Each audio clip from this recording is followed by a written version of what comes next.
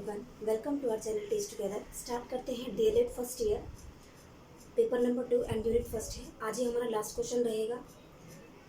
जितने भी क्वेश्चन करा दिए हैं उनके आगे आप देखेंगे कि ज़्यादातर दार्शनिकों के बारे में पूछा गया है, तो काफ़ी सारे दार्शनिक हैं। यहाँ पर आज हम सिर्फ एक ही डिस्कस करेंगे, क्योंकि देखो बस उनकी बातें ही कही गई है और उसमें ज़्यादा कुछ है नहीं। आप पढ़ेंगे तो हो जाएगा। मारिया मोंटेसरी के बारे में ज़रूर पढ़ लेना, टैगोर जी का ज़रूर देख लेना, महात्मा गांधी का ज़रूर देख लेना और रूसो का, इनसे पूछा जाएगा। जॉन डेवी मैंने क्यों लिया है, क्योंकि जॉन डेवी स्पेशल दार्शनिक है, स्पेशल मनोवैज्ञानिक है और इनके बारे में या तो सीधा क्वेश्चन आएगा या फिर जो इन्होंने बीच बीच में जो बातें कही हैं, इन्होंने जो एक तरीके से जो इनका प्रोसीजर रहा है बच्चों को देखने का, बच्चों की शिक्षा को लेकर, तो बीच में से पूछ लेगा। जैसे कि सीधा ये पूछेगा कि शिक्षा की उपयोगिता से क्या तात्पर्य है, नमनीयता से आप क्या समझते हैं, अनुभवात्मक क्या है। ठीक है, सॉरी। तो जब एक बार इसको समझ लेंगे तो आप इससे आइडिया ले पाएंगे, औरों के बारे में आप पढ़ पाएंगे, समझ पाएंगे। ठीक है, तो चलिए स्टार्ट करते हैं। जब भी आपसे डायरेक्ट क्वेश्चन पूछा जाए किसी भी दार्शनिक के बारे में, तो आपको जीवन परिचय पूछे या ना पूछे, लेकिन आप 2 लाइनें ज़रूर लिखेंगे। तो देखिए, डेवी का शिक्षा दर्शन फलवाद का सर्वश्रेष्ठ उदाहरण है। फलवाद का मतलब क्या होता है कि जो भी उन्होंने काम किया उसमें एक रिजल्ट आया। ठीक है, तो ये फलवाद का क्या है, सर्वश्रेष्ठ उदाहरण है। फिर क्या लिखेंगे आप, डेवी का जन्म 1859 यानी कि 1859 में हुआ। 19 वर्ष की अवस्था में इन्होंने दर्शन शास्त्र में सबसे अधिक अंक प्राप्त करके बार्मंट विश्वविद्यालय में बीए की डिग्री प्राप्त की। इसके आगे और भी लाइन है जो आप पढ़ सकते हो, और ना सिर्फ पढ़ सकते हो, आपको ज़रूर पढ़ना चाहिए। बड़ी ज़बरदस्त इन्होंने थ्योरी दी है बच्चों की शिक्षा को लेकर। ठीक है, आगे क्या है, देखो क्या लिखा है। फिर डेवी ने मानव में स्व अनुभव पर विशेष जोर दिया है।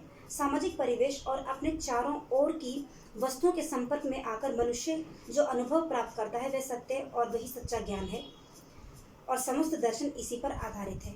यानी कि जो जॉन डेवी ने अपने जो इन्होंने एक तरीके से जो उनका दर्शन रहा, जो इन्होंने बच्चों को देखा कि कैसे उनका क्या प्रक्रिया रहता है, उन्होंने यही कहा कि जो एक बच्चा होता है या फिर जो मनुष्य होते हैं वो अपने आसपास के चीज़ों, देखो मनुष्य कहना यहाँ पर गलत हो, क्योंकि इन्होंने बच्चों के ऊपर ही टेस्ट किए थे और इन्होंने देखा कि बच्चे अपने आसपास की चीज़ों से अनुभव करते हैं, फिर वो सीखते हैं। समाज को इन्होंने बहुत ज़्यादा तवज्जो दी है एक तरीके से।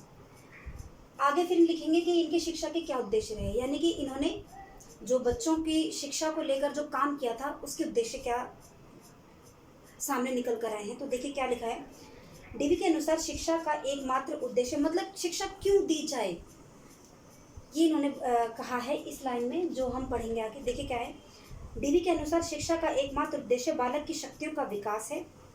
यह विकास किस प्रकार का होगा, इसके लिए कोई सामान्य सिद्धांत निश्चित नहीं किया जा सकता, क्योंकि भिन्न भिन्न रुचियों और योग्यताओं के बालक में विकास भिन्न भिन्न प्रकार से होता है। अध्यापक को बालक की योग्यता पर दृष्टि रखते हुए निर्देशन देना चाहिए। डेवी शिक्षा के लक्ष्य को उन्मुक्त छोड़ देना चाहते हैं, क्योंकि यदि पहले से ही निश्चित कर लिया जाएगा और बालक को उसी ओर ले जाने की कोशिश की जाएगी तो हानि हो सकती है। शिक्षा बालक के लिए है, बालक शिक्षा के लिए नहीं है। शिक्षा का उद्देश्य ऐसा वातावरण तैयार करना है जिसमें कि प्रत्येक बालक को समस्त मानव जाति की सामाजिक जागृति में सक्रिय रहकर योगदान करने का अवसर मिल सके। यानी कि जॉन डेवी कहते हैं कि कोई एक ऐसा निश्चित फॉर्मूला नहीं है जिसमें कि बच्चों को हम शिक्षा दे सकें। सभी बच्चों की रुचियां अलग हैं, सभी बच्चों के समझने के सोचने के तरीके अलग हैं।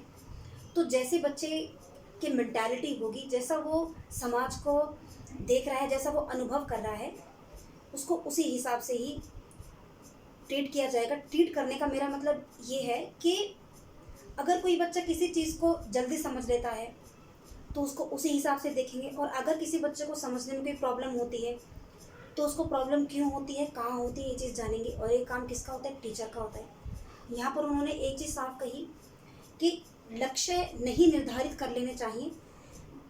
ऐसा करने से नुकसान होगा, क्योंकि बच्चा धीरे धीरे वातावरण में रह के सीखता है, वातावरण में रह के वो खुद को जानता है, खुद की शक्तियों को पहचानने का प्रयास करता है कि वो क्या है और वो क्या कर सकता है। और वो कहते हैं कि बच्चे को शिक्षा देने के लिए हमको एक ऐसा वातावरण भी बनाना चाहिए जो हम चाहते हैं कि वो ऐसा हो। ठीक है, और ये काम किसका होता है? पेरेंट्स का होता है और एक स्कूल का होता है। आई बात समझ में? इजी है जो भी बोला। और इसके बाद क्या है, फिर आप देखेंगे शिक्षा के पाठ्यक्रम के, उन्होंने शिक्षा में किस तरीके से पाठ्यक्रम बनाने की बात की है। तो इसमें एक चीज़ है मनोवैज्ञानिक, दूसरा है सामाजिक अंग।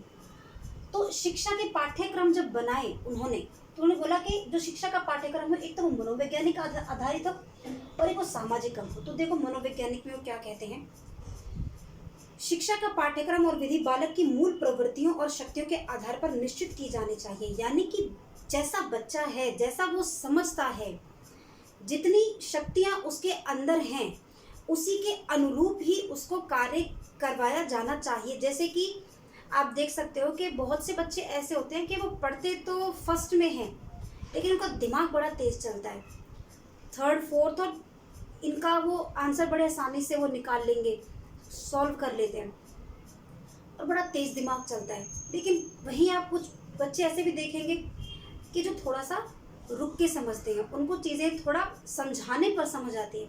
लेकिन कुछ बच्चे ऐसे होते हैं कि वो आपको भी समझा देंगे। और क्या है, बालक की शिक्षा उसकी रुचियों के अनुसार होनी चाहिए। उनकी रुचियों का पता लगाकर ही विभिन्न अवस्थाओं में विद्यालय का पाठ्यक्रम निर्धारित किया जाना चाहिए।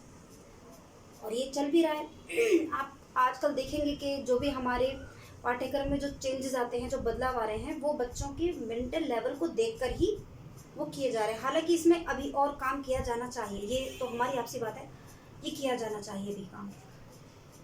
इसके बाद क्या है, ये तो हो गई मनोवैज्ञानिक की बात। अब है सामाजिक अंग। सामाजिक अंग कैसे? देखो, समस्त शिक्षा प्रजाति की सामाजिक चेतना में शक्ति के भाग लेने से प्रारंभ होती है। यानी कि जैसी एक सामाजिक चेतना का मतलब क्या है कि देखो, बच्चा पढ़ के कहाँ जाएगा? समाज में जाएगा, और वो इस समाज के लिए तैयारी कहाँ कर रहा है? विद्यालय में कर रहा है। तो समस्त शिक्षा प्रजाति की सामाजिक चेतना में शक्ति के भाग लेने से प्रारंभ होती है। इसलिए विद्यालय में ऐसा वातावरण बनाया जाना चाहिए जिससे कि सक्रिय रहकर बालक मानव जाति की समस्त जागृति में सफलतापूर्वक भाग ले सके। यानी कि स्कूल को ही ऐसा बनाना चाहिए कि बच्चा आने वाले समाज के लिए तैयार हो सके। यानी कि जिस समाज में वो कदम रखने जा रहा है, जो उसका एक रियल सोशल जो फ्रेमवर्क है, उसके लिए वो स्कूल में ही तैयार हो जाए। स्कूल को, विद्यालय को हम एक छोटा समाज भी बोलते हैं। उसके बाद क्या है, इससे उसके आचरण में सुधार होता है और उसके व्यक्तित्व तथा शक्तियों का विकास होता है। पाठ्यक्रम निर्धारित करने में डीवी ने निम्नलिखित 4 सिद्धांतों को ध्यान में रखना आवश्यक माना है। तो जब शिक्षा का पाठ्यक्रम तैयार हुआ, एक तो ये मूलभूत 2 चीज़ें थी, उसके साथ ही इन 4 चीज़ों को उन्होंने इम्पोर्टेंस माना है, उपयोगिता दी है। वो क्या क्या है? उपयोगिता, नम्यता, अनुभवात्मक और जीवन से निकटता। निकटता मत समझ लेना इसको, निकटता है। तो देखिए, उपयोगिता का मतलब क्या है? उपयोगिता का मतलब यहाँ पर है बालक का पाठ्यक्रम ऐसा हो कि जिसकी उपयोगिता हो, अर्थात भिन्न भिन्न अवस्थाओं में उसे जिन वस्तुओं और विषयों में रुचि हो, उन्हीं के आधार पर पाठ्यक्रम बनाया जाना चाहिए। इन रुचियों के आधार पर उसके पाठ्यक्रम की रचना की जानी चाहिए। इस प्रकार पाठ्यक्रम में पढ़ना, लिखना, गिनना, हस्तकला, प्रगति विज्ञान, संगीत तथा अन्य कलाओं का सम्मिलित किया जाना चाहिए।